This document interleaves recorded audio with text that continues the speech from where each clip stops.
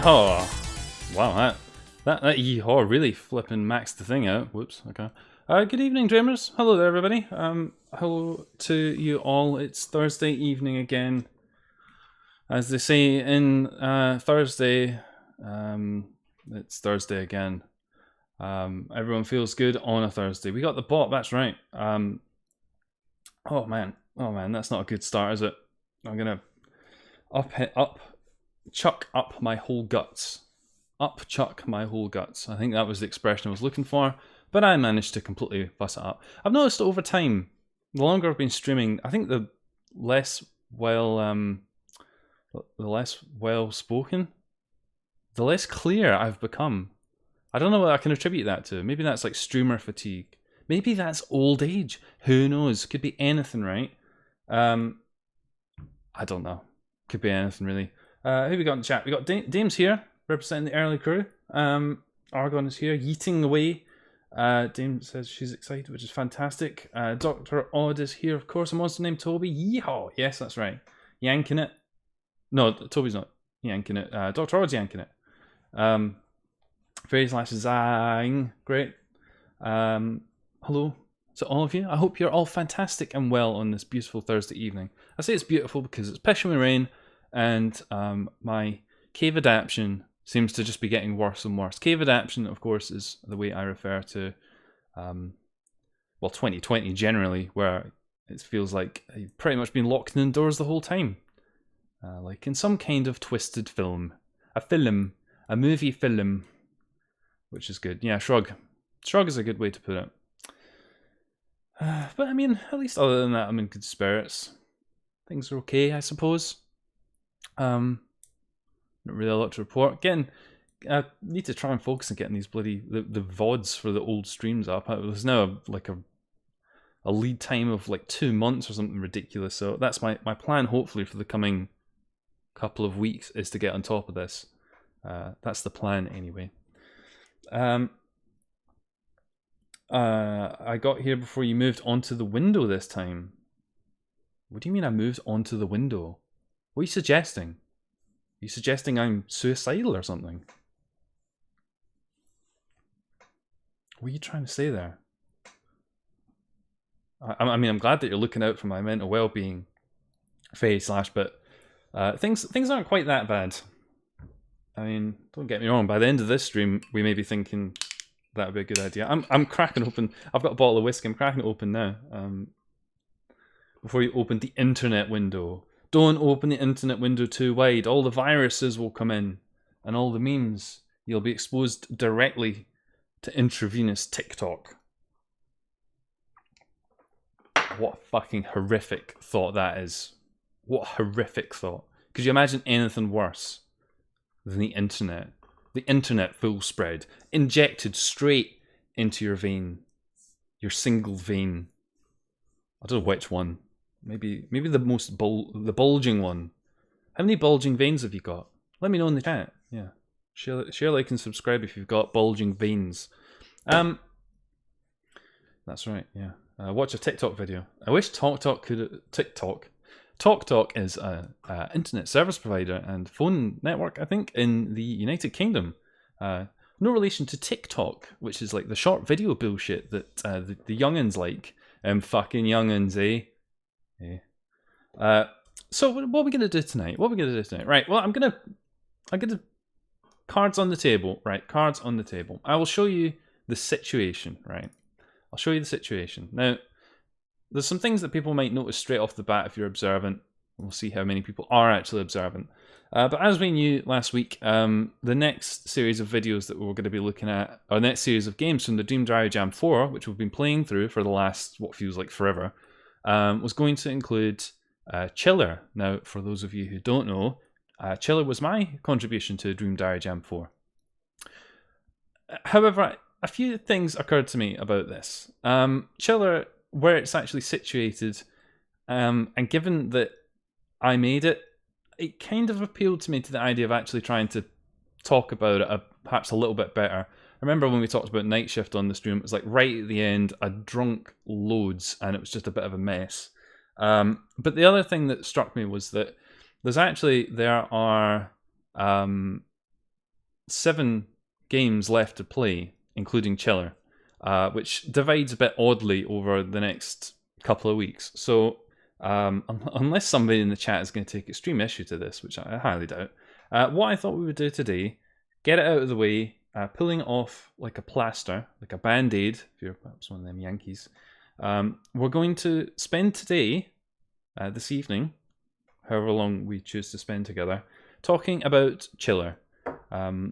I don't think it's going to be too masturbatory because there's all the more reason I'm probably going to get quite despondent looking back at this thing and thinking about all the love that I didn't give it and stuff. But if we do that, then that means the remaining 6 games can get a nice, fair 3-episode, a 3-game per episode slot over the next coming weeks. And it's not like we're trying to push things around or anything like that. So that's to set the stage for this evening. I don't know if we're going to go on for a full 2 hours because, to be honest, there isn't 2 hours worth of content in the game.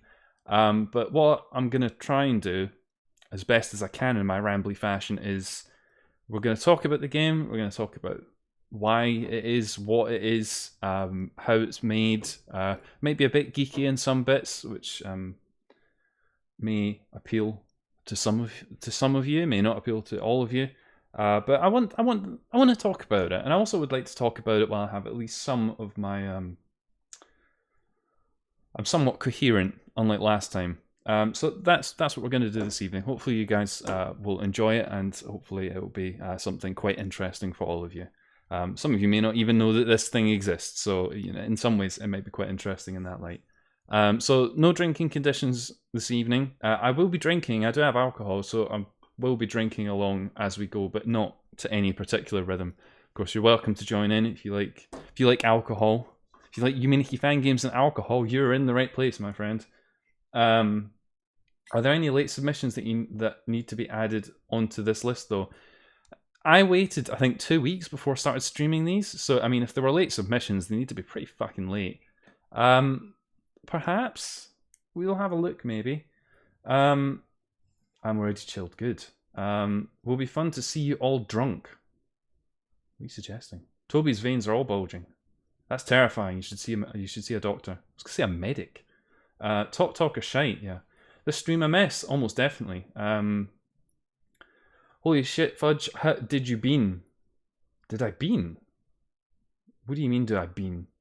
Yeah, no. And then you can tune in after the stream on the OnlyFans and. See the results. Stretch the chat up on the video of no bingo though. No, I'm not doing that. It won't work. It'll look weird. We're not doing that. I'll tell you what I can do though. I don't know why I'm suggesting I do this. I'm gonna have to fucking change this back. We can put it up here. Does that make you happy? No, see now it's... Oh no. Oh, I've gone and touched it. I shouldn't have done that. That was a mistake. Thanks, Fairy Slash. I can't really see if that looks alright or not. See, there, right.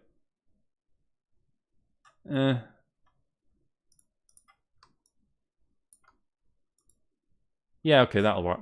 That's what you're getting. That's what you're getting. I'm not making it full height. Get fucking beamed. I don't know what that means. Are you talking TikTok language? Because you're going to be completely lost in me, friend. Right, okay, well that's enough. I'm going to pour myself a whiskey while you lot are absorbing all of this information. As I said, I don't quite know if this is going to sustain a full 2 hours of content, but we will see how we get on. It got very slashed. That's right. I'm Beansman. Do you remember Beansman? We had Beansman on the stream once.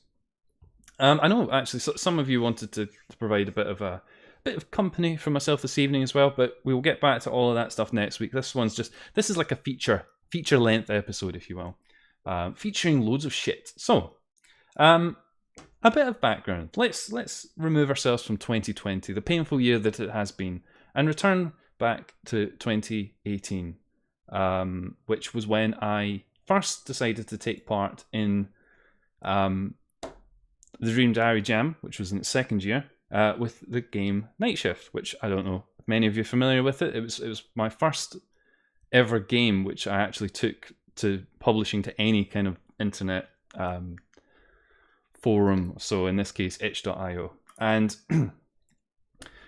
it was It was pretty crap in a lot of ways. I mean, there's a video on it. I don't really want to go into it here. We might look at it really quickly, but the idea that was underpinning it all was that I wanted to create.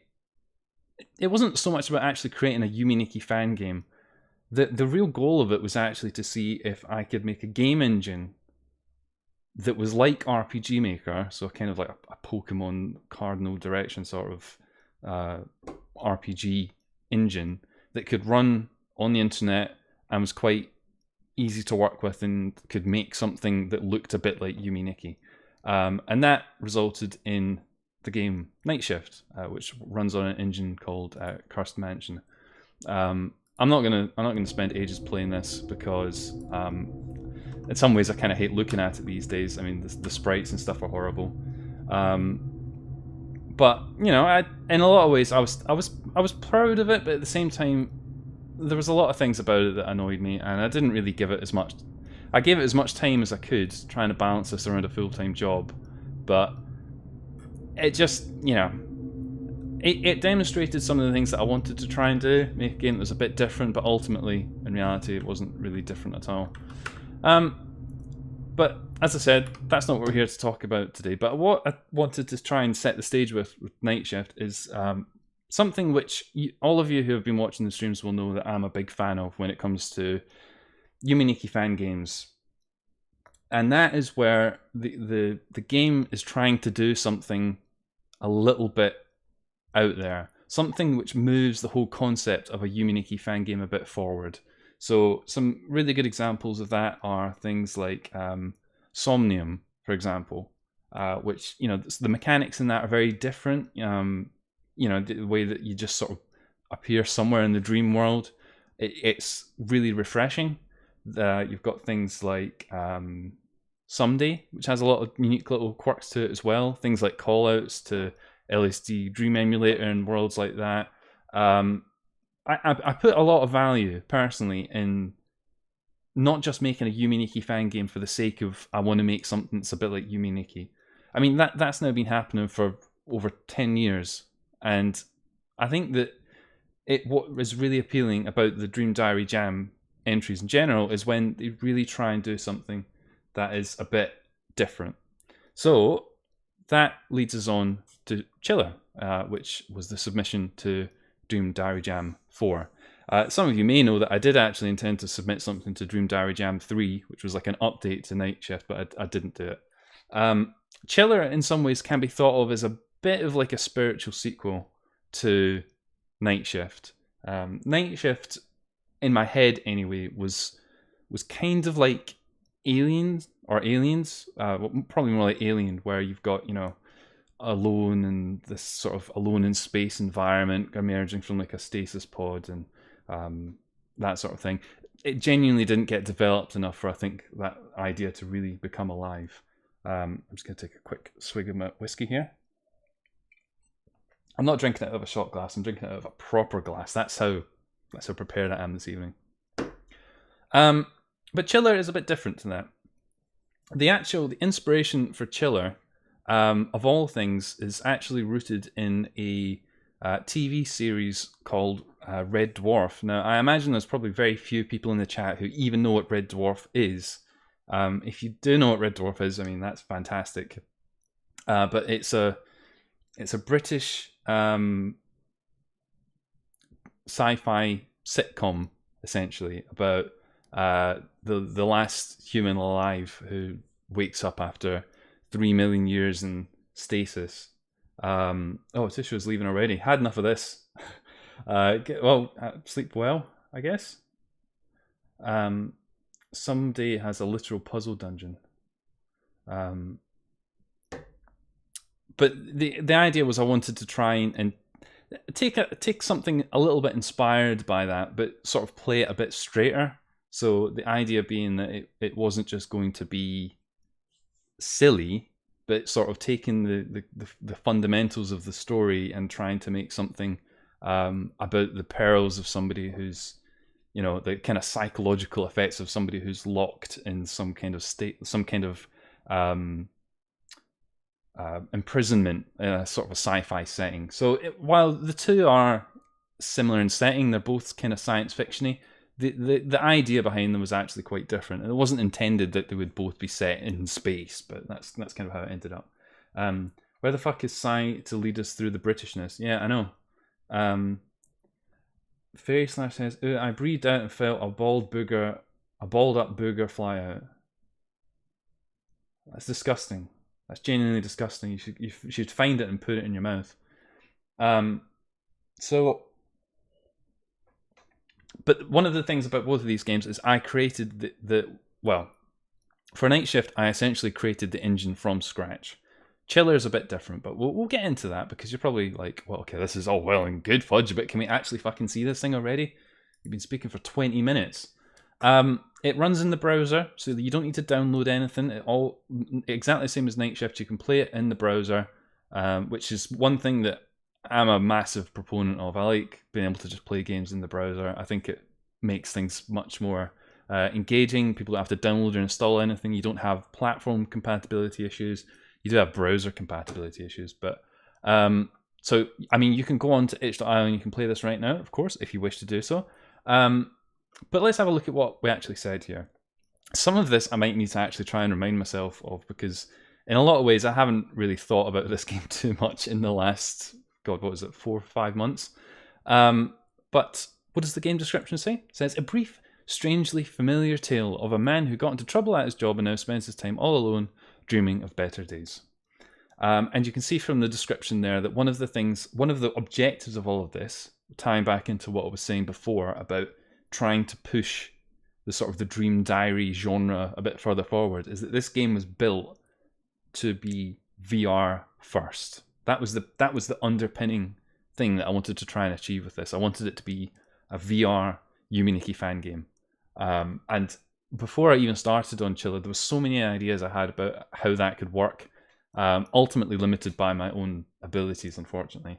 Red Dwarf is a real dad show, is it?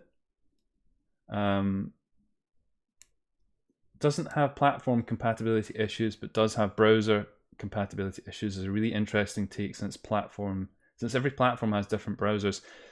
I mean, yeah, but on different platforms, the browsers are probably one of the most consistent bits of software.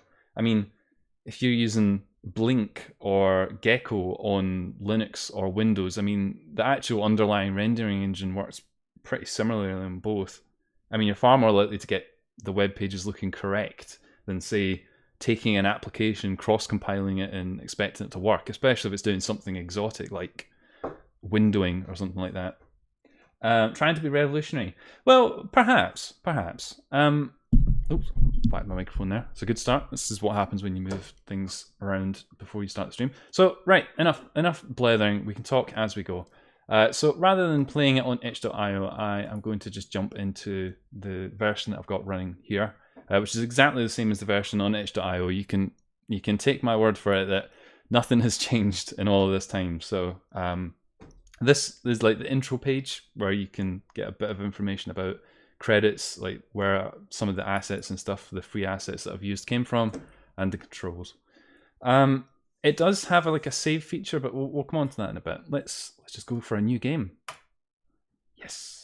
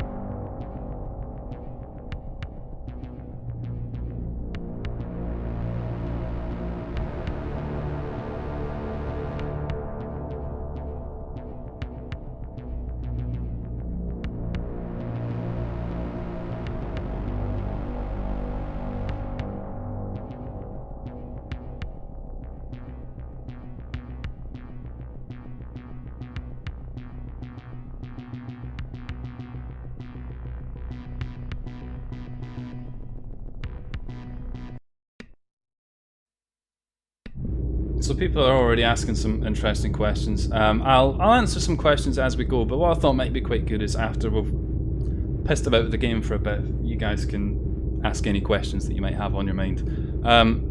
Can you skip the intro at all? If you already have started the game and made some progress, you won't see the intro when you start it up next time. That is kind of intentional. Let me put it this way. Yumi Tuki has that annoying fucking intro. You can't skip that, so if they can do it, well, why can't I? Did you ever fix the credits display issue? Interestingly enough, that only really became apparent when it went on to itch.io. It didn't seem to be so much of a problem when I was testing it during development. This thing felt like it went on much longer. Yeah, that happens. That happens a lot. So here we are. We're in a rather crappy looking what is supposed to be a stasis pod. Now I had a lot of ideas for a sort of an opening sequence here where you would be you would see this from outside and then you would be sort of moved into it and stuff, but all of these sorts of things ended up falling by the wayside. This is also one of the only models that I didn't create using Blender. I actually created this using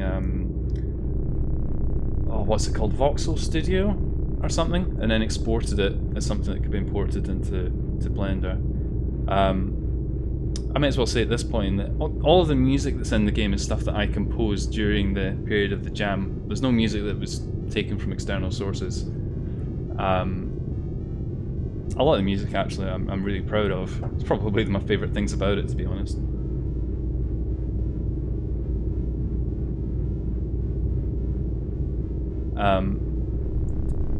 So we have a thing here, click to use. There was, in earlier versions of the game, what would happen is things would sort of expand to highlight that you could interact with them, but I found that it was causing some issues, so I ended up dropping that in the end and gave this a slightly more useful prompt. Let's click on it. And this takes you through to what is the Nexus.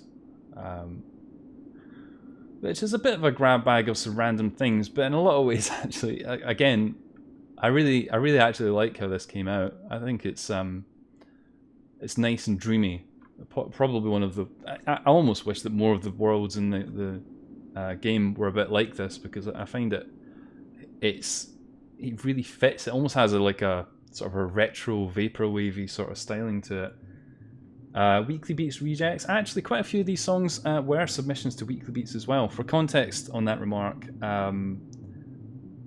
while I was doing Dream Diary Jam 4, I was also producing a piece of music every week, which I have been doing even to date. And to try and help myself, I used the time for the Weekly Beats to make music for the game.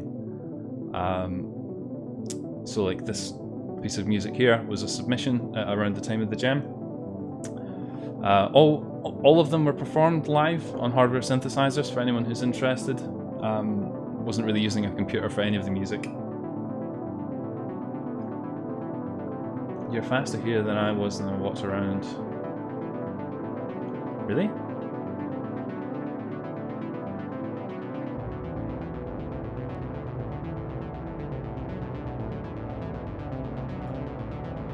Don't know why that would be. Random bit of trivia. This is one of the few worlds in the game which doesn't use the same physics engine as the actual Dream worlds, but before the music gets a bit mental, well, maybe we can enjoy it for a moment.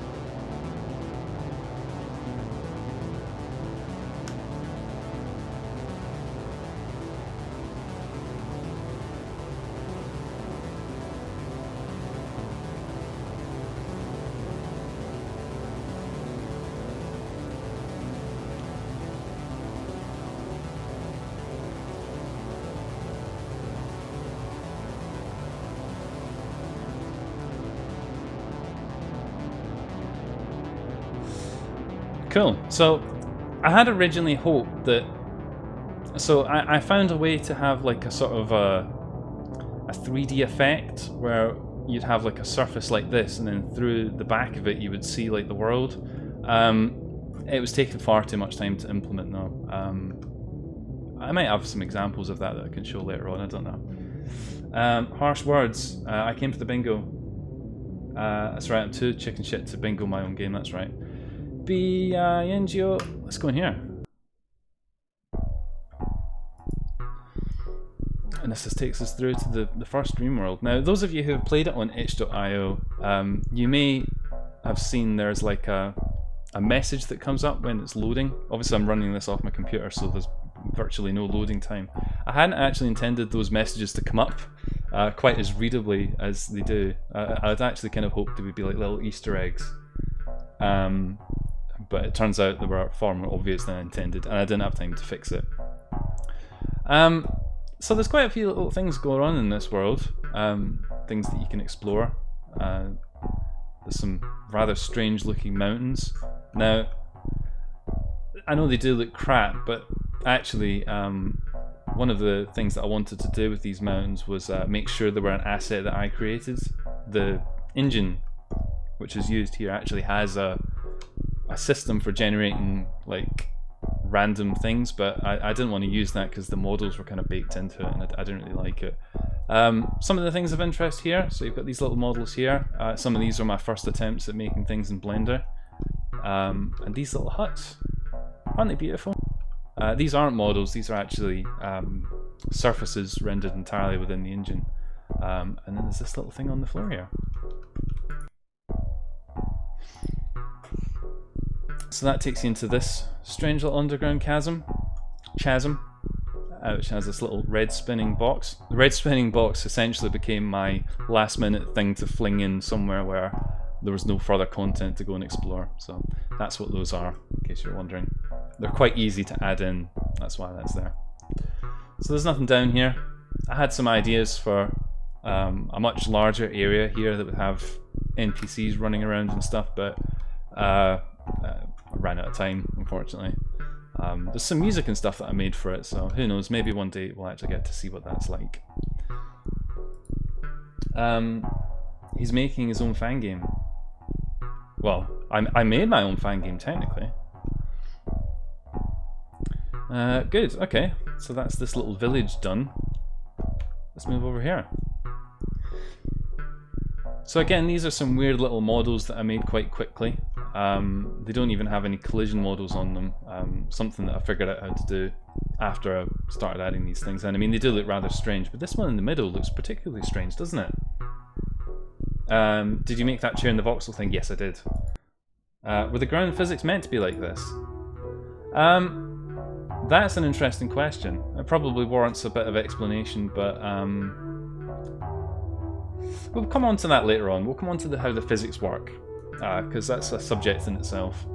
So this is meant to be like a little airstrip. What I had intended when I started this was that there'd be little flashing lights on these little pillars, sort of dotted down the runway. I had some real troubles with the lighting in this engine, which I never could quite solve. If you actually look, you can see there's like a sort of a brief flash that sort of pulses. And it's extremely bright. Like it's so bright that it pretty much brightens up everything in the whole level. It's not a good Yuminiki fan game without the red cubes. Yeah, exactly. No traffic cone? No, I'm afraid not. So this was originally supposed to be like an aircraft, like a airport slash traffic control tower.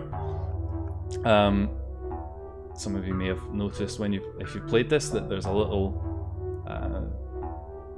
area here. This was supposed to take you up to a world that would have been looking out of the control tower, and there would have been an effect up there. It was another thing that got dropped just due to time constraints, really. But there's this thing here with a spinning floppy disk. How interesting. You know, so it says click to pick up, somewhat inconsistently. So let's do it. So we've got our first effect. Now, you do have a menu that you can go into, which looks pretty garbage, unfortunately. It was one of the things that, again, got kind of deprioritized. But compared to Night Shift, it actually does have a menu, which is saying something. So what effect did we get? Well, we got the speed effect in Chiller, which is the quad bike. The quad bike's a really sad story, actually, because I spent almost a full week trying to get convincing vehicle behavior in the game, and unfortunately it just became a complete time sink. So I ended up just doing this, which rather lazily is just like displaying the model of a quad bike in front of the player and then increasing the movement speed. In a lot of ways it does what it needs to do, but it's also a bit underwhelming. Now, you can sort of whiz around here, but the observant among you may notice there's not really good collision detection on the landscape. When we get to the physics, I'll maybe discuss that in a bit more detail, but let's see what's going on over here with this plane. You made this, I certainly did. Let's go.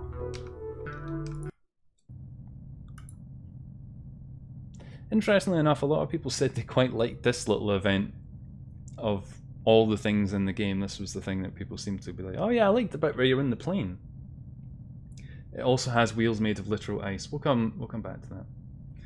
Hell is just going to be the Microsoft Maze screen save. Possibly. Possibly it will be.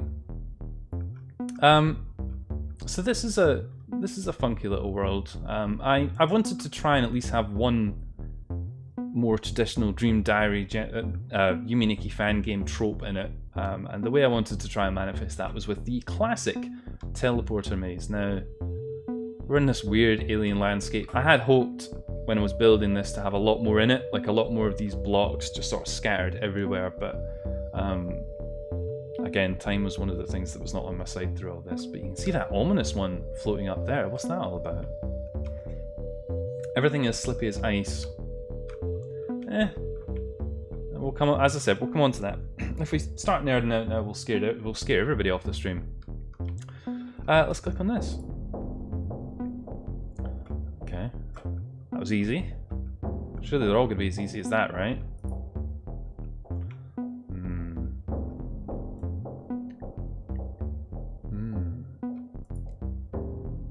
That took me back here.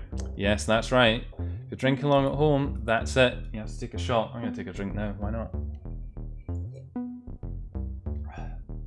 I remember the plane interaction prompt being super finicky, so I thought it was non-interactable. Yeah. I can only apologise for that. Let's play with this. There were some last minute changes that I had to try and do to fix certain things, which may explain why you noticed that. It's really fun when you fall off these platforms into the ground. Again, yeah, there was an issue with that. Hopefully I'm not going to do that here unless I do it by accident. Let's go to this one first. No, let's not actually. Let's go to this one first. Oh yeah.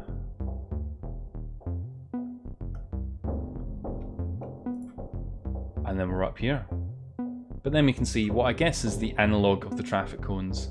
The red cube which says incomplete, sorry. But that's not everything that's in this world. You know, we pointed out this big block up here. Now, it would be interesting to know in the chat if you are one of the probably about 3 people who ever actually played this. Poor fudge just being torn apart. What do you mean? At least you can see the whole area in 3D, not like many other teleporter mazes which just become ultra disorienting. That was actually one of the things that I really wanted to try and showcase, the benefit of having 3 dimensions. So you could give someone a clear idea if they're making progress or not. It didn't really get fully fleshed out in this, but it also means you can do some interesting things, like for example, I can just jump off of this because it's 3D and drift very slowly to the floor. I actually forget exactly where I want to go here. I think it's this one, isn't it? Yes, good. So that takes us on to this one on the far right here. And then if we go over here, it takes us up here. Okay, fair enough. Now, there's an odd thing in the sky here, this weird green ball, which you might be able to see there in the distance. It's like the moon, but it's green. Well, that's very interesting, everything, but what do we do from up here? Other than be stuck, it would seem. Well, we actually just looked at it. You can look out over the maze, though, just in case you ever wanted to do that. I mean, look at it. PSX era graphics, isn't it beautiful? But if you go over here, there's like a little platform that you can fall onto. It has a strange green box, a green ball, I should say, which then takes you into this very strange spinning globe thing, which is what's suspended in the sky. This was meant to form part of a larger event.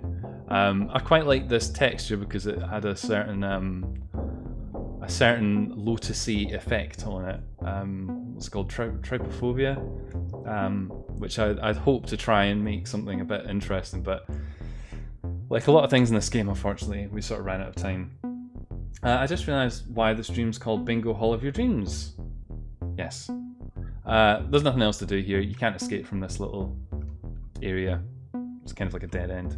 So we'll press 9 to wake up. Even little things like that, like the ability to wake up.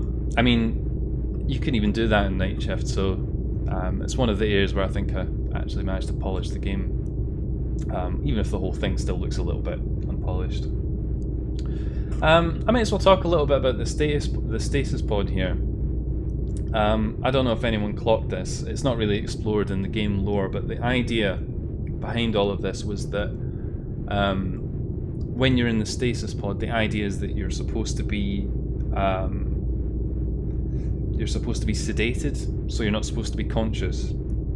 And this little control pad here, you'll notice there's like a little yellow and red dangly bit. The idea here was that and there was going to be like an intro screen that would explain this. This control pad would have 2 buttons on it, one which would send the occupant to sleep, and the other one which would release the sedative or call for help, or something else that would be useful if you were stuck in here. The idea being, though, that because this pod has been damaged, although not put out of service, despite the fact that you're awake, there's no way for you to try and mitigate the situation other than just going back to sleep and exploring your dreams again. It's something I didn't really get a chance to flesh out in the game. Can I get rid of that? There we go. I remember glitching myself out of that sphere. Probably it's quite possible. You can't. Yeah, you couldn't. There's like a blocker thing in there. Those are supposed to be wires. Yes. Yeah, I know. One of the things that was on my to-do list towards the end of the jam was to try and improve the little model of the control pad, but I never got a chance in the end. Let's go over here. In case you're thinking, while I'm saying all of these things, that you sure are making a lot of excuses for stuff that wasn't finished. And you're right, and I do hold myself accountable for that, but at the same time, I have a full-time job. While I was doing the jam, I actually changed my working hours at work so I could spend more time working on the game. So essentially I was getting up at like 6 in the morning, working on the game for like 3 hours, working for 7-8 hours, and then spending the rest of the evening on the game. It was a pretty hard few months, let me tell you that. Let's go in here.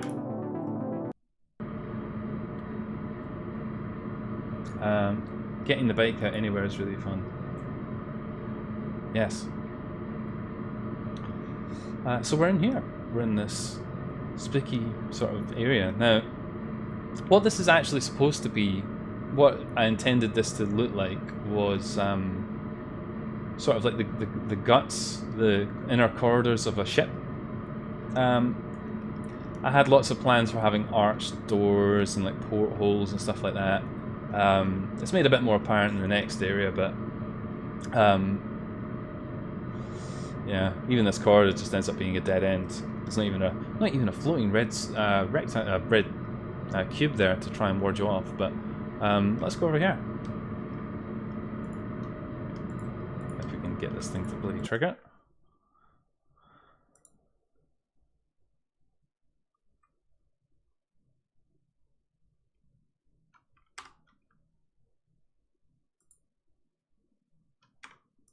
Huh.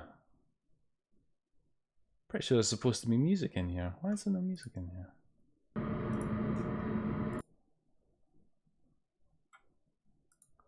Why would that be? Well, maybe we'll come back to that on the itch.io version. I'm pretty sure there was music in the version that got released. There never was any. One moment. Let me see if I can figure this out. Live playtesting. So what is this?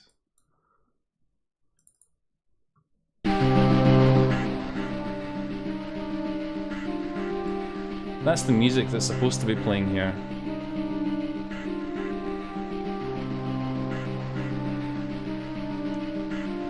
If anyone's curious.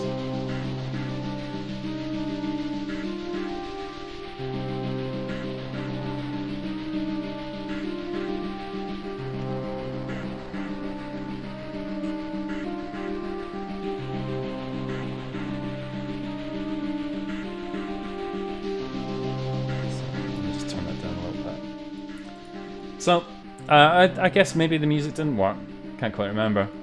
There's a few amount of things going in this world. You can see there's like a rain effect. The idea is this is supposed to be like a bridge of a big tanker or something like that. So you can see there's water just slightly out of view there, and a rain effect. Despite the fact that this world is actually relatively simple, I've always kind of liked it. I think it's quite nice. I don't remember hearing this when I played. Maybe it didn't work. I can't remember, to be honest. Maybe I never fixed it. I had this vision of, like, when you'd be on the bridge, you'd be like looking out over this expansive ship in the rain, which I thought would be really pretty. These are supposed to be, you know, like bridge controls of the boat. I did try and base this off of a real picture of a bridge of a big ship, but yeah, as you can see, these don't even have textures on them. They're just like nondescript shapes. But if we go over here, you'll see there's a little thingy. Let's click on it. So that's another effect. So we've got effect 1 now. What is effect 1, you might be wondering? It's a fucking fire extinguisher.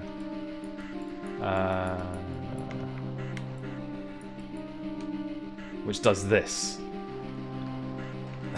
Now, I spent quite a lot of time trying to get this bloody fire extinguisher to do something nice. You might be wondering why it spits out stars, of all things, but that's what it does. I don't need to explain myself to you, do I? I didn't think so. Right, okay, good. Before we do that, let's just turn that off. There you go, maybe you've learned something about the game that you didn't know. It had music in the bridge, who would have thought? So the idea was going to be that this effect would allow you to move past like a fire. That was the idea anyway. It all essentially works from a coding sense, but the actual obstacle that would have allowed you to, that would have been defeated by using that, was never implemented. Stars actually eat fire, so yeah, that's right. Good. Okay, so that's World 3, as it's called. Let's try World 2. This is probably the one that I was the least proud of, really. It often felt the most rushed. Though, in a lot of ways, this was a test bed for a lot of things that ended up being in the game. But the idea here, the sort of the puzzle, if you will, is that if you are just running around and you don't have any effect, you can't make this jump. So try as you might, you can't make it over there. How very sad.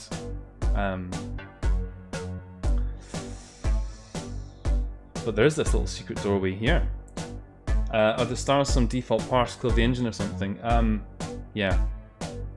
Well, you are trapped, but you're not entirely trapped, because you can go into this little secret alcove here and look at this black rectangle.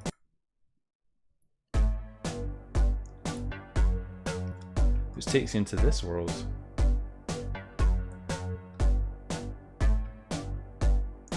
Which is incomplete. But you do get the beautiful train raid to enjoy.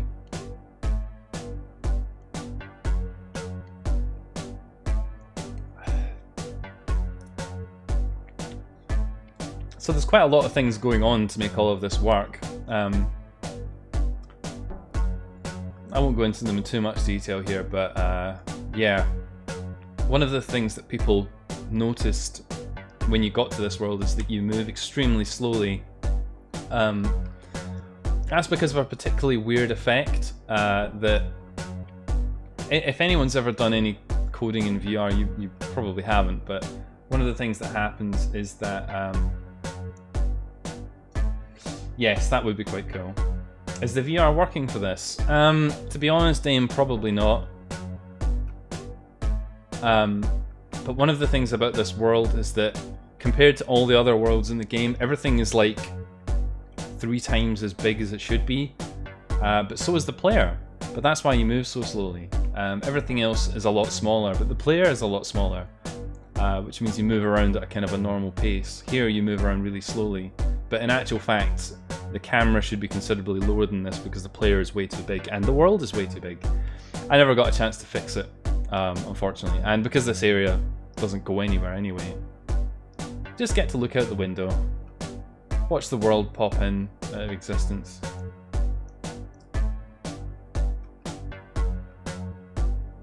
Isn't it nice?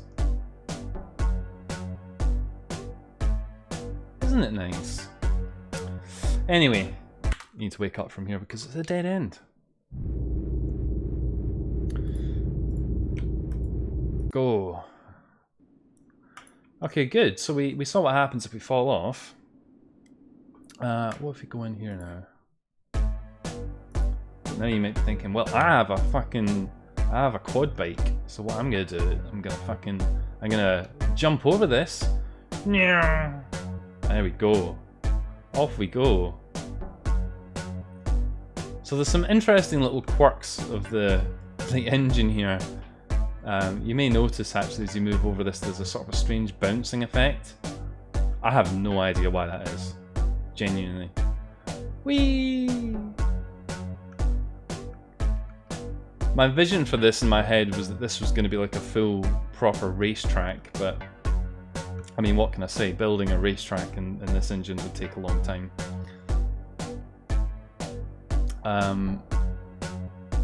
But one of the things that I wanted to try and explore was this idea of like using movement in a 3-dimensional space.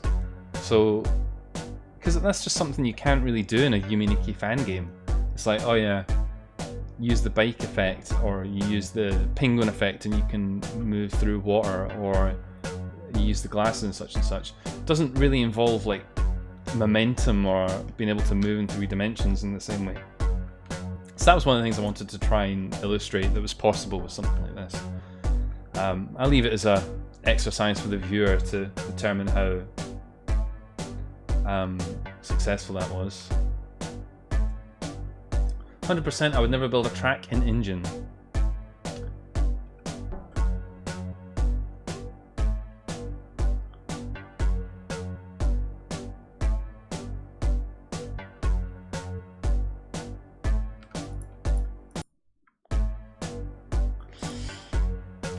Takes us here. So we're in an odd sort of mushroom landscape, and this is essentially where Chiller ends, unfortunately. I had wanted to try and incorporate mushrooms into the game since that was one of the themes of the Dream Diary Jam 4 was to have like fungus. So I thought, well, why not have a world with some fungus in it? Unfortunately, this is as far as it got. Which is a bit of a shame. I had an idea of having like this huge mushroom that you could enter and it would have like a staircase and things on it, but yeah, it didn't work out like that. And instead you get incomplete sorry, which is very sad, isn't it? And this is it. This is essentially all of the content that was in the released version of Chiller. All the stuff that was finished. There are a few worlds that are in the code that never actually made it into the final version, but they're not. I'm not even going to show you them because they're genuinely not interesting at all. So that, I mean, that's the game. that was my hard work for 5 weeks, 6 weeks, however long the Dream Diary Jam 4 was producing this thing. As I said, the idea was that it was supposed to be VR ready, that you'd be able to play it in VR. In actuality, I ended up prioritizing the player experiences if you were playing with a mouse and keyboard, since I assumed that just about everybody who'd be playing it would be playing it with a mouse and keyboard. But that's it. That's it, really. That's the game anyway. But now that we've got the kind of the game out of the way, I want to actually talk about how it was built and some of the things which I think are quite interesting about it. Both the music and the mushrooms. That's right. But at this point, I'd also like to say to anyone who's watching along with who's interested in this at all, if you have questions, this is the time to start asking them. I'd love to hear if you've got any questions about anything in the game. But I'm gonna start talking about things in the game which are novel now at this point, and they might get a little bit geeky. I apologise for that in advance. So one of the questions that Dr. Odd was asking about, or perhaps Argon was asking about, I might mute the game just for the moment at least anyway. I do like the music and everything, but the observant may have noticed that, as I kind of alluded to earlier, when you're in the Nexus, you move around in a much more sort of traditional method for a first-person game. You don't have any momentum. When you take your finger off the forward key, you stop dead. So as a bit of a context to this, so this game is built in a VR, a web-based 3D engine called A-Frame.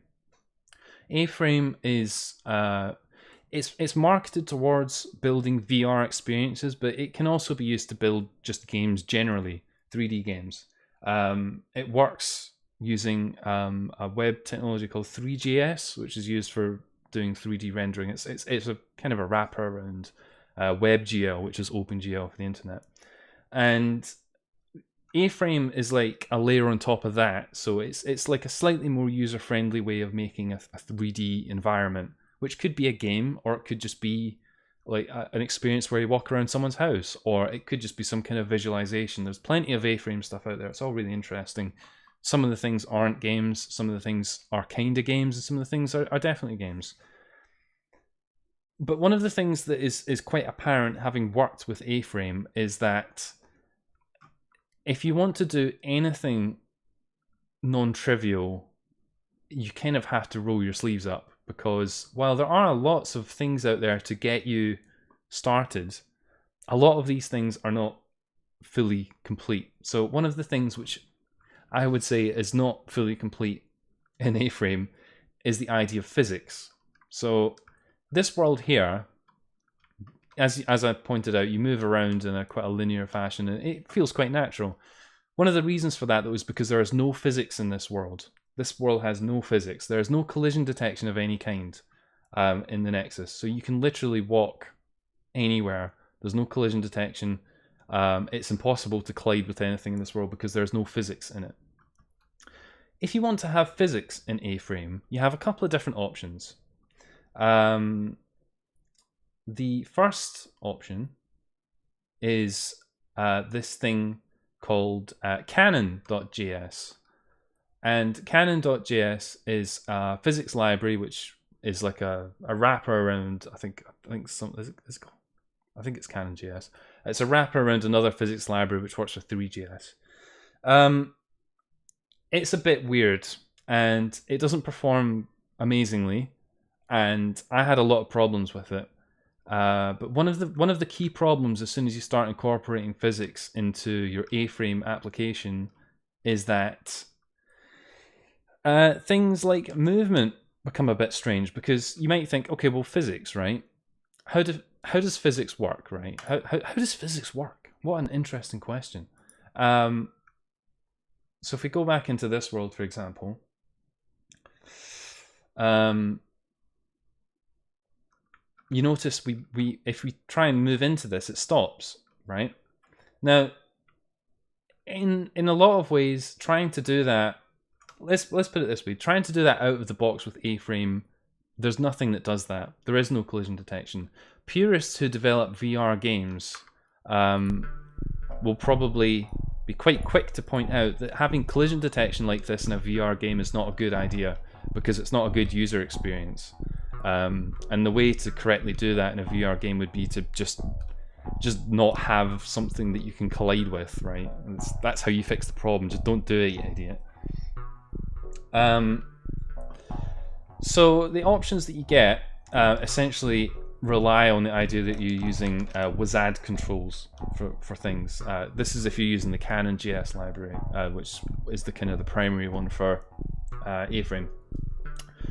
However, the way that worked, I found a whole bunch of problems with it. One, it would progressively get very, very slow over time. Two, collision detection was extremely unreliable. I could never get it to behave in a way which I really liked. And probably the most important one was I could never get it to work with the quad bike, which was like a showstopper for me. But as it turns out, that the developers of the guy that was building Canon, or the port of Canon for A-frame, was working on a sequel to it called Ammo, which is a wrapper around the thing that Argon just mentioned, which is called Bullet. I need more whiskey for this. We are getting properly nerdy. Now, Ammo is what's used by Chiller, and in my opinion, it provides excellent collision detection. There are some weird things about it.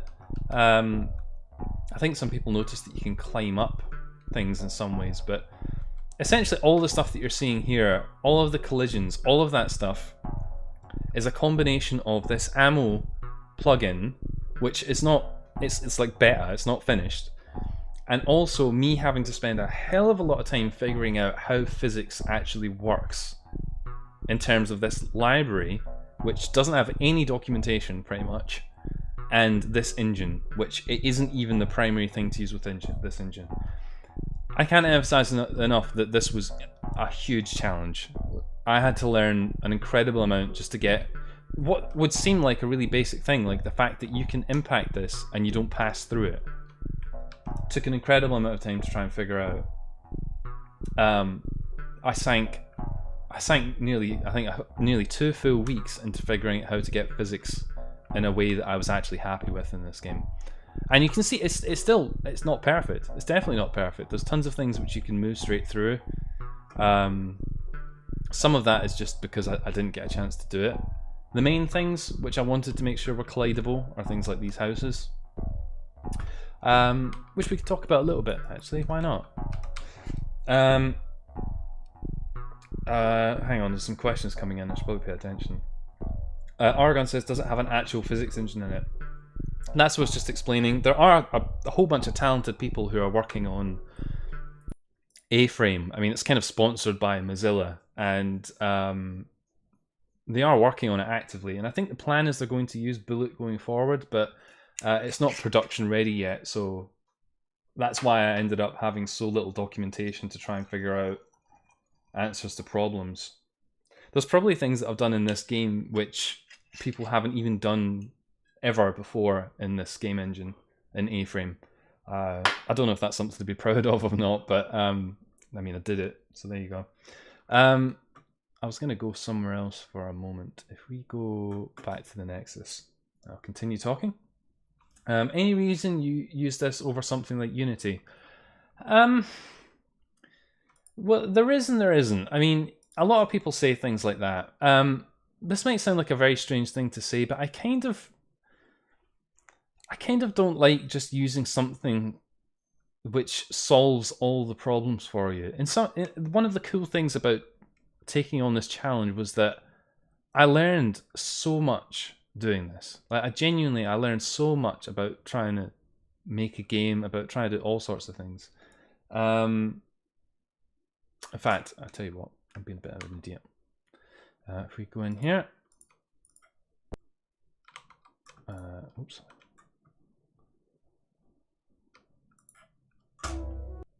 And then if we go over here, would I have had an easier time making a game if I was using something like Unity? Probably. But there you go.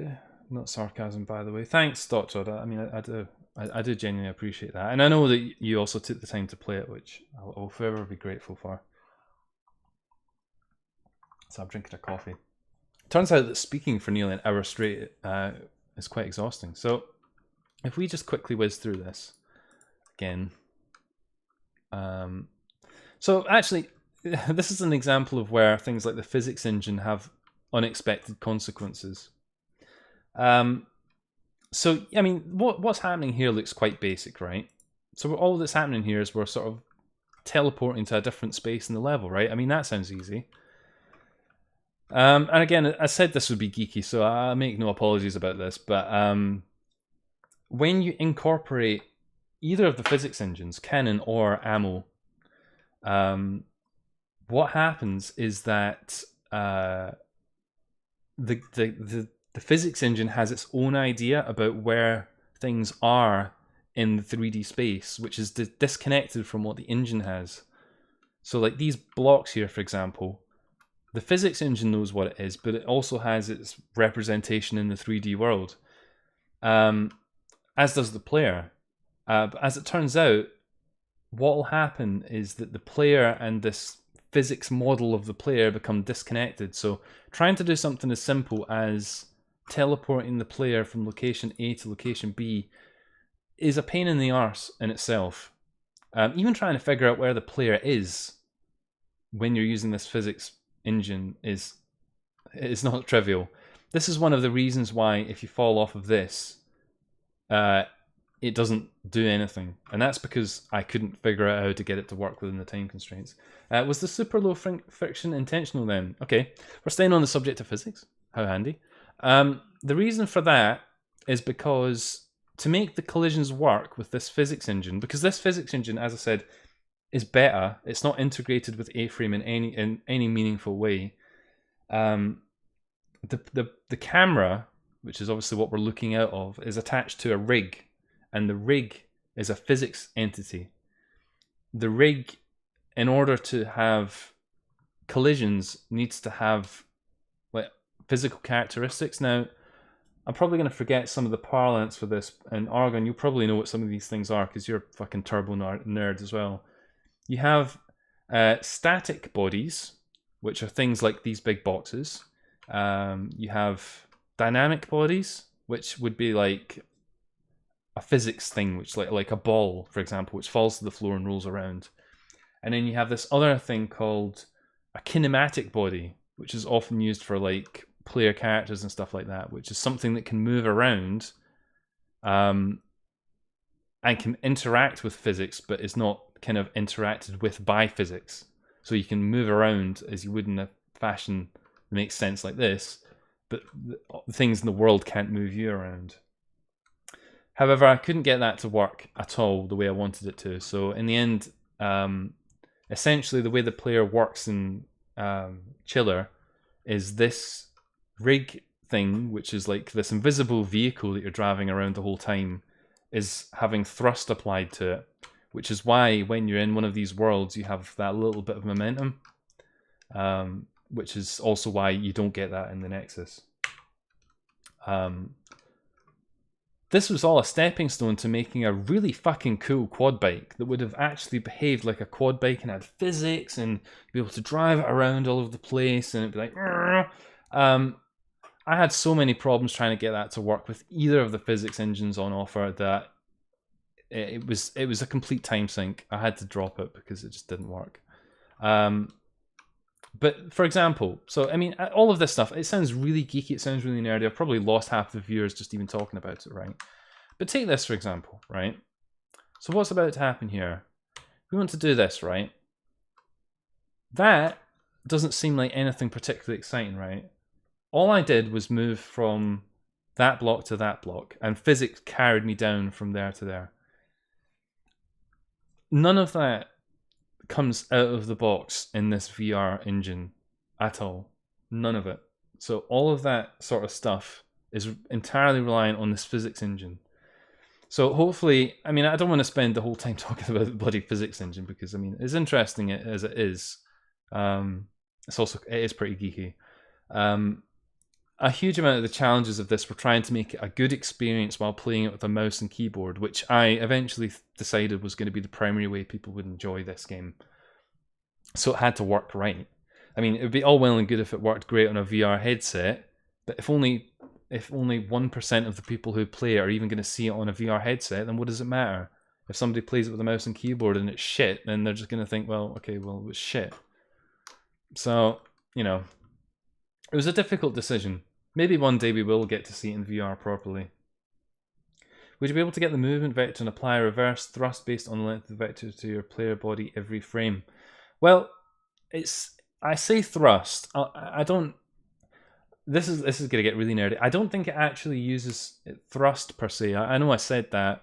I believe there's like a function in Bullet which applies impulse.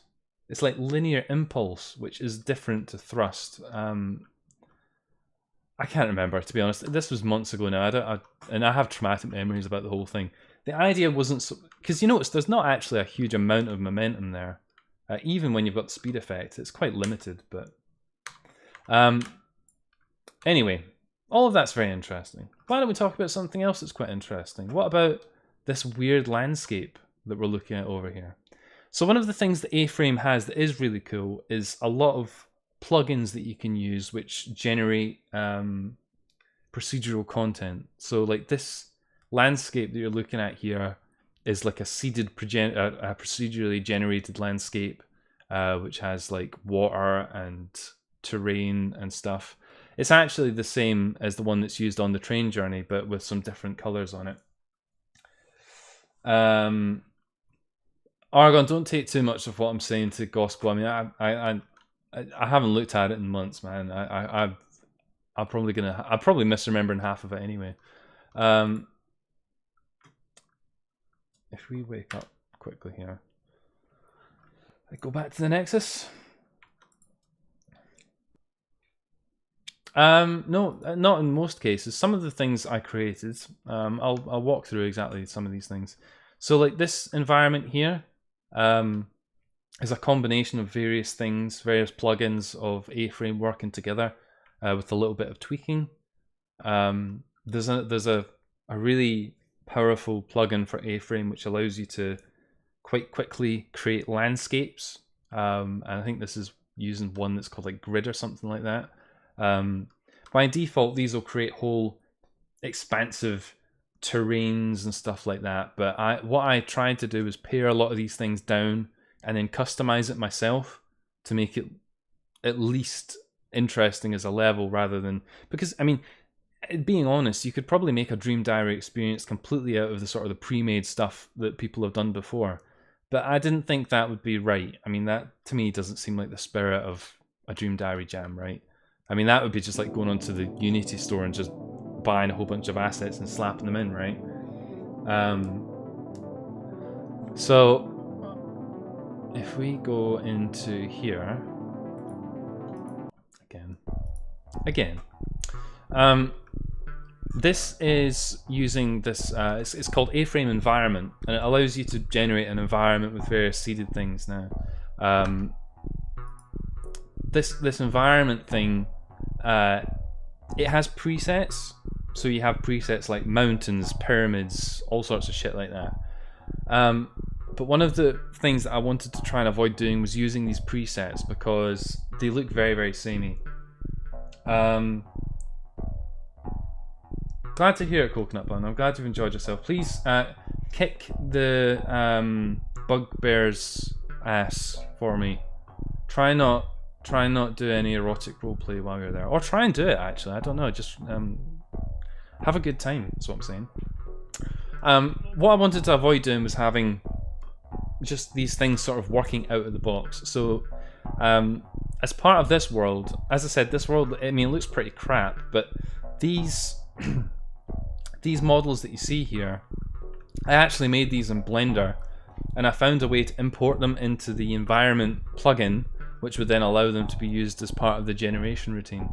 So in theory, if I spent a bit more time on it, I could have some really nice looking models decorating the world, and it would still be sort of procedurally generated, but it would also be something a bit more special to the game as opposed to just sort of out of the box shit.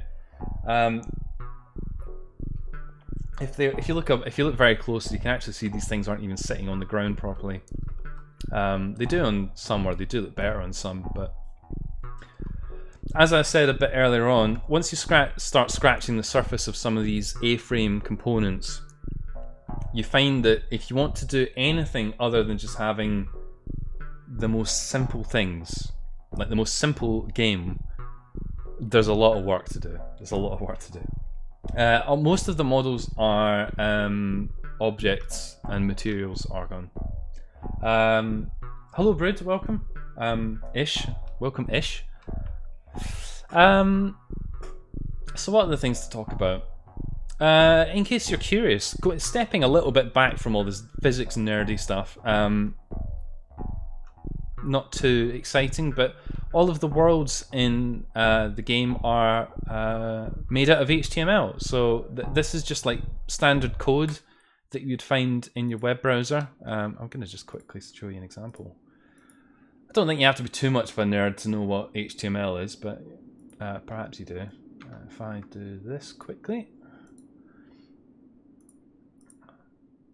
get in there. I can't believe we're going to be looking at this on the stream of all things. I never thought I would be doing this. So this is what the code of a level in Chiller looks like, which is very close to A-frame in principle. But you can see there's different things going on in here. But if you've ever figured out how a web page works, in a lot of ways the concepts here are very similar. I don't want to spend too long looking at code because it is extremely geeky. But there's some things in here that are quite interesting. So those little huts that you saw in the world, these things here, these are actually using a component which allows you to generate essentially a room with an exterior and an interior surface quite quickly. Because trying to do that essentially in this engine, you have to model everything as like a primitive, which will probably be Argon will probably know what I'm talking about. So for example, here you see it says geometry cone. What this actually is this is the roof of the little huts, which is a cone, which is done using essentially just a basic model in the engine, whereas the actual building that you can go inside of is using this room component, which means you can in theory build a room quite quickly. I say in theory because there's so many problems with that room component that I almost wish I had never ever used it. Essentially it has its own mental idea of coordinates and it's a complete pain in the arse to use, and I ended up really disliking it. It's also worth saying that this room thing was not out of the box compatible with any physics engine that works with A-frame. So getting this to happen here, essentially your boy Fudge had to code that into the engine himself just to get that to work. So again, I don't want to dwell too long on looking at code, but you can see there's this thing here which says RW wall collidable. That's a clue to the engine to run a little custom bit of code that I wrote, which lets it know that I want the player to be able to collide with this wall. Does that sound like a lot of work to anybody? I mean, yeah, it is a lot of work. Is it using CSG? What do you mean CSG? Do you mean CSGO, like the Counter-Strike? No, it's not using that Argon. What a silly question. That feeling when your RW wall is collidable. Yes, indeed. Indeed. What else is interesting to talk about? There's a lot of things which A-frame actually does really nicely. I mean, don't get me wrong, at its fundamentals, it runs really nicely. I mean, I've always been quite pleased about how the performance is. One of the things that I did struggle with while I was building the game was the particle effects, which is particularly important when you go in here. So this rain that you can see out the window, essentially there's like a rectangle just outside the window which has got particles of rain falling in it. And depending on the density of the rain and how big that rectangle is, had a very, very drastic impact on the performance of the whole thing. So I had to manage that quite carefully. But I was very, very, very passionate about having this world look like this. It was something that I really wanted to see brought to life in a dream world. So I mean, I did make an effort to try and make something of this for whatever it looks like. Constructive solid geometry. I mean, if I didn't know what it was, unabbreviated argon, I mean, I still don't know what you're talking about, to be honest. Sorry.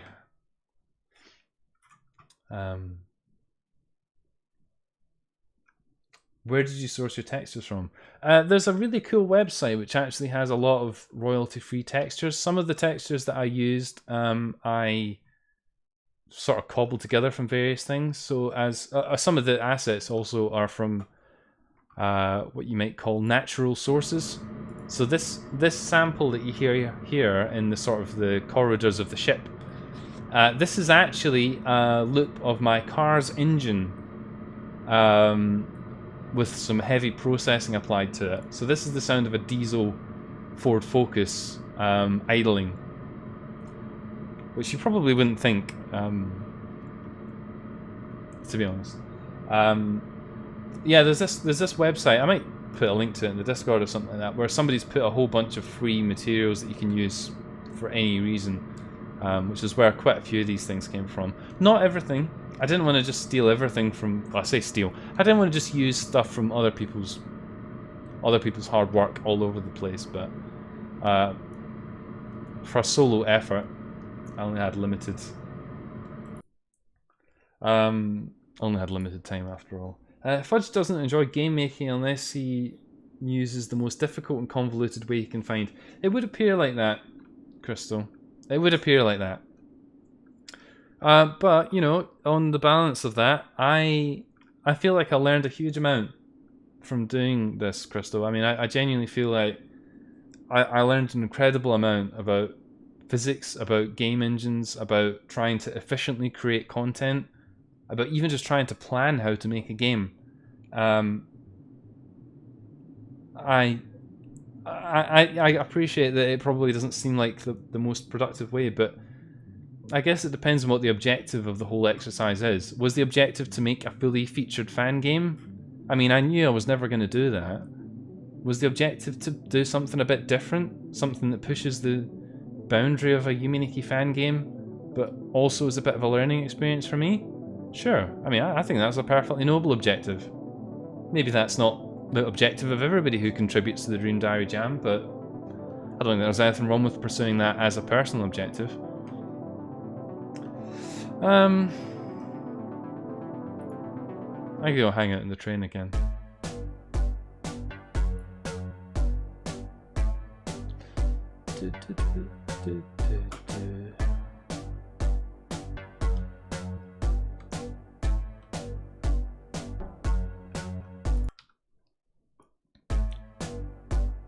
This here. I'd really like to fix this train. Actually have it go somewhere. That'd probably be one of the things I would want to do as a future update to the game. Yeah, the chairs are modelled in Voxel Studio. They're not Blender. I found that it was quite quick to do things in Voxel Studio, but you can tell I mean, they look awful, don't they? Very blocky. I'm never going to make my own textures. That's so much of a waste of time. Well, perhaps. I mean. Perhaps it is. Just going to look out the window. Watch the world go by. So I was cracking my fingers there.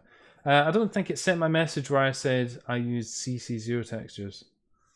Yeah. I didn't see that, I don't think. I don't know if anyone else has any questions of any kind about the game that I can answer within a reasonable space of time. I've nerded out now for about 20 minutes, and I'll be honest, my voice is probably starting to struggle after all this talking. I don't know if anyone else has anything they want to ask about it. Anything else they've been curious about? Inspiration, art sources, music sources, anything like that? I can hopefully give you a bit of an insight. Probably the question that many of you may wonder is, am I ever going to return to this? I think it's probably telling, at least on a subconscious level, that I've shied away from doing the LSD Dream Emulator Jam. To be completely truthful, I feel like 2020 is really kind of broken my spirit.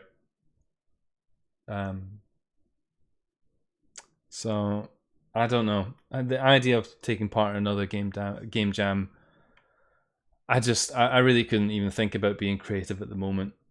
I think I need a bit of a holiday from work, a bit of a holiday from just doing things. I need to go on a long train ride. What do you think? I think one of the problems you'd have with voxel stuff is mapping textures to them would be nearly impossible. You can do some of the details within the software, but yeah, you are right. Doing extreme details would be difficult. But then again, I mean, does it need to be super detailed? I mean, it is a Yuminiki fan game at the end of the day. They're not known for their extreme fidelity, are they? Not unless you're some old fart running around.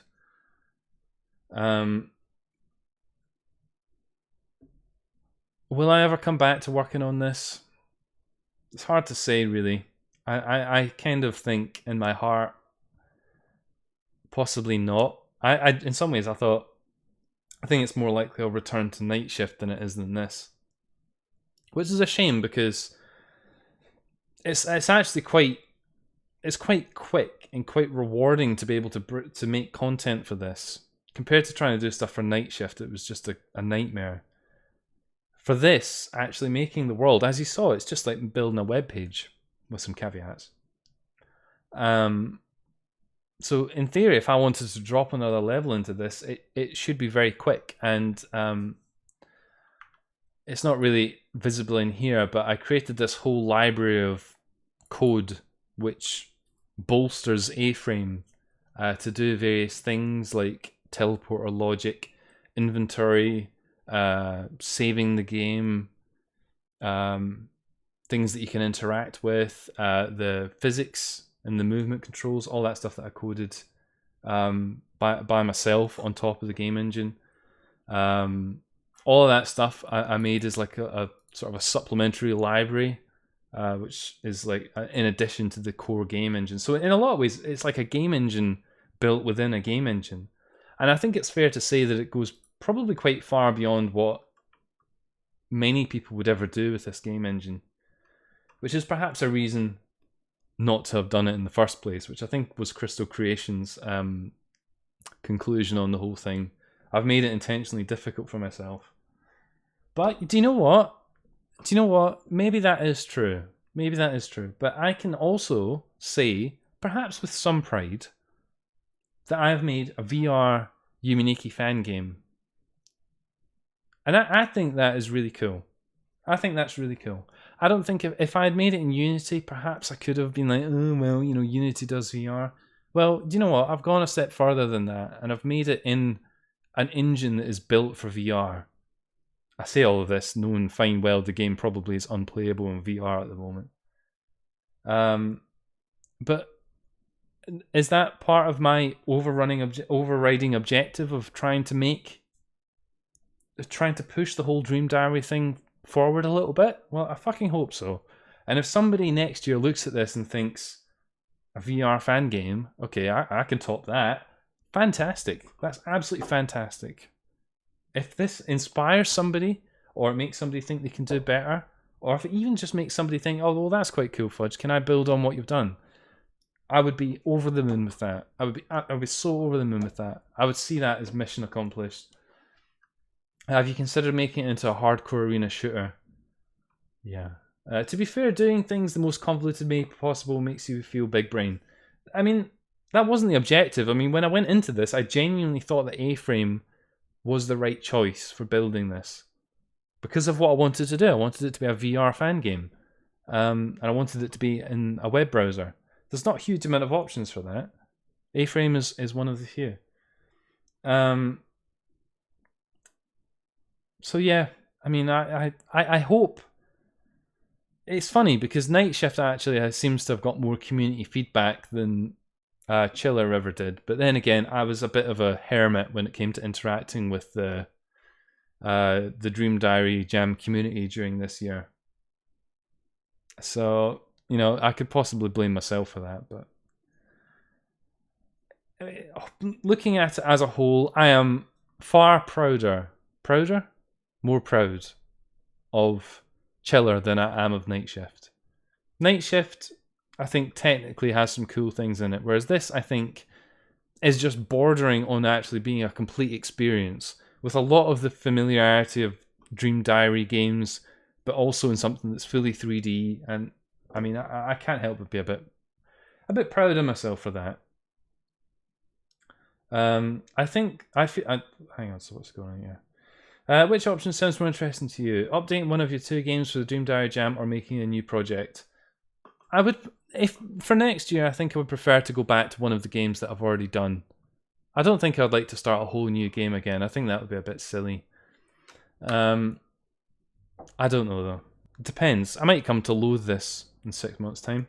I feel like being a 3D Yuminiki fan game is already a big enough divergence from Yuminiki fan games that you don't need to be VR as well. There are other 3D Yuminiki fan games out there though. I mean, yeah, you probably are right, but I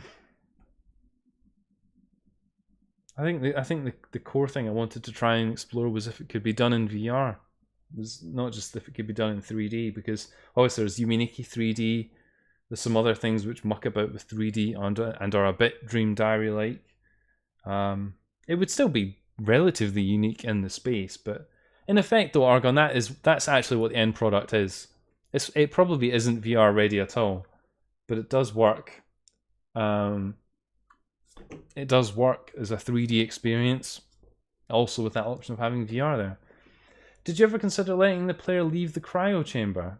Well, the whole point of it was that you were supposed to be sort of imprisoned in here, so I had planned originally that there would be like an intro sequence where you would be sort of moving down a corridor towards the cryo chamber, but it didn't work out like that.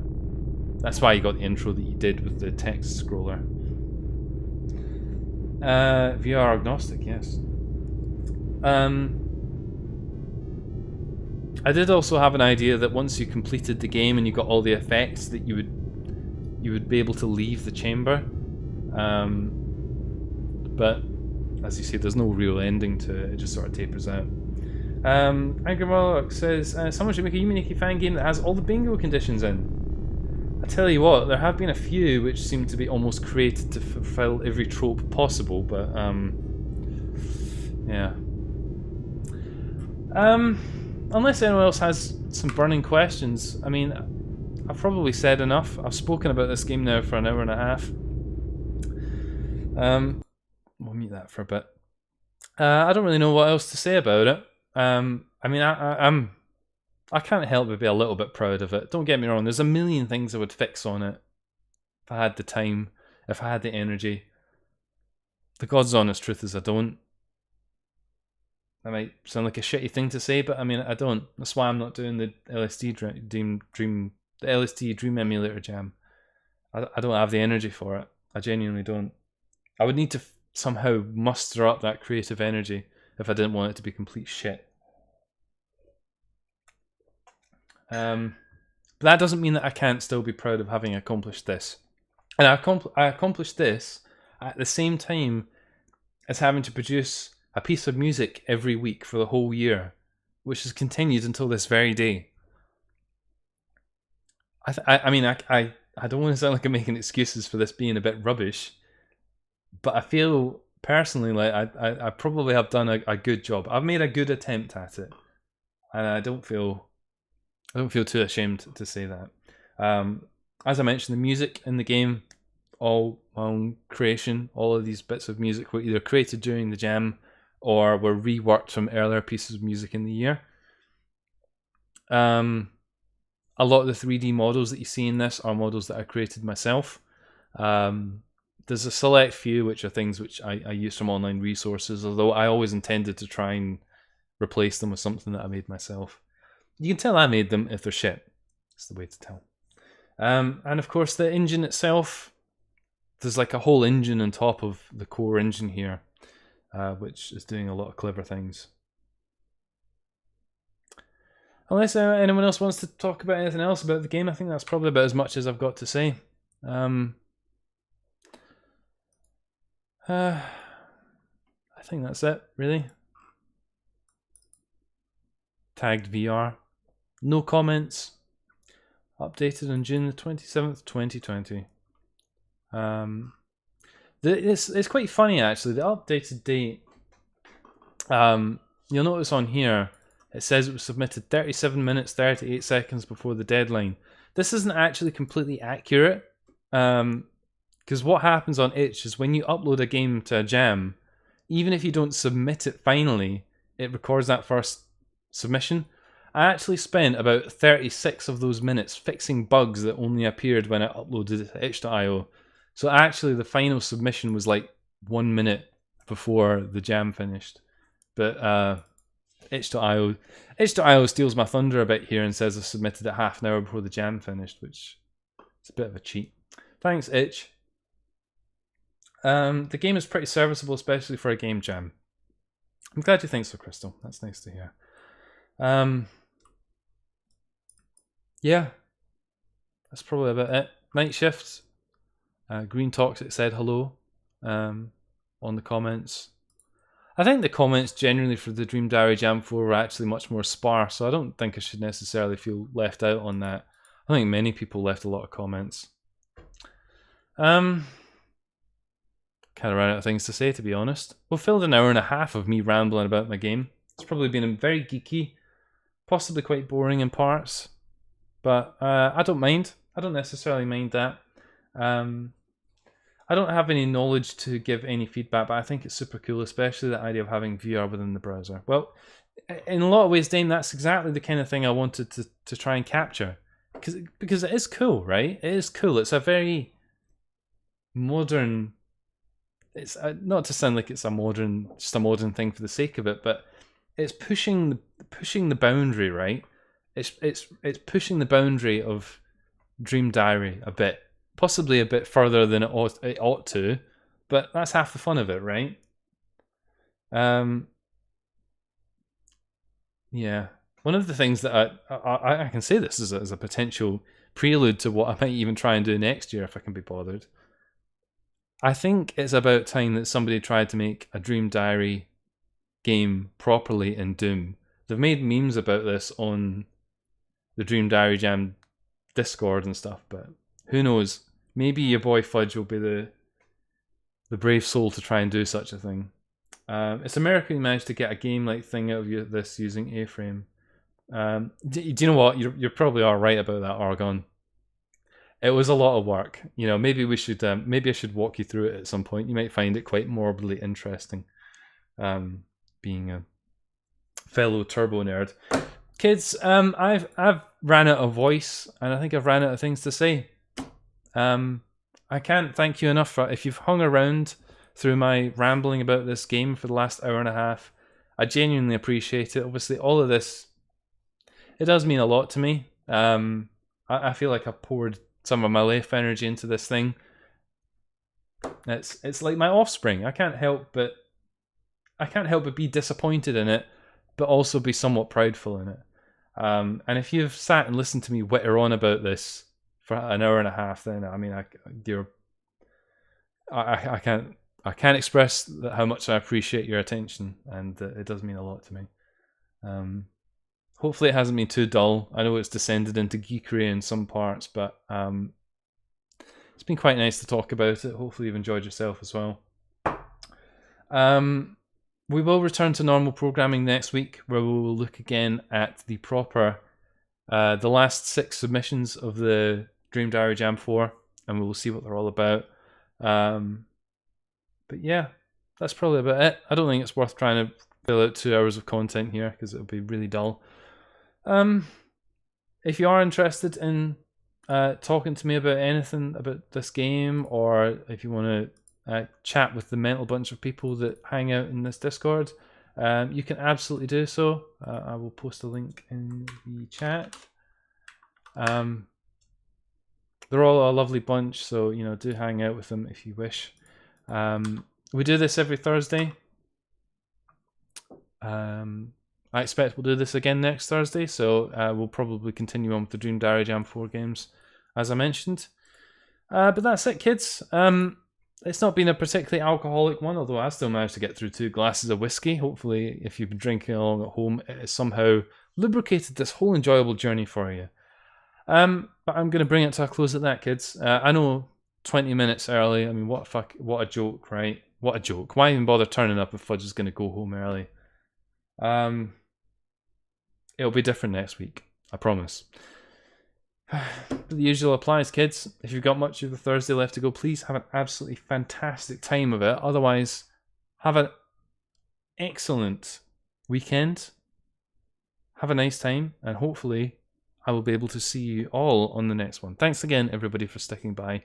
And again, if you took the time to play this game even more, I mean, my love to you, always. Thanks very much, everybody. It's been a pleasure. I'll speak to you on the next one.